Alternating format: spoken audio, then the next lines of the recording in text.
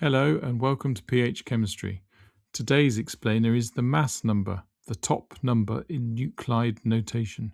By the end of this video you'll know what it counts, how to use it to find the neutron count and why it's a whole number, but relative atomic mass usually isn't. The mass number is the total number of protons plus neutrons in the nucleus. Electrons contribute almost nothing to mass, so they're ignored. Neutron count equals mass number minus atomic number. Mass number is always a whole number because you're counting particles. Three things. 1. Mass number is protons plus neutrons. 2. Neutrons equals mass number minus atomic number. 3.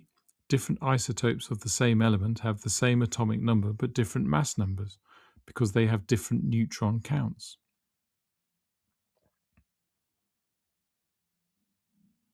Common slip. Confusing mass number with relative atomic mass. The mass number is for a specific isotope and is always a whole number. The relative atomic mass is a weighted average across all natural isotopes. It can be a decimal, like 35.5 for chlorine. Quick example, sodium-23 has a mass number 23 and atomic number 11. So the neutrons equal 23 minus 11 equals 12.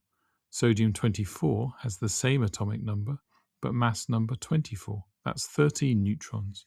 Same element, different isotope, different mass.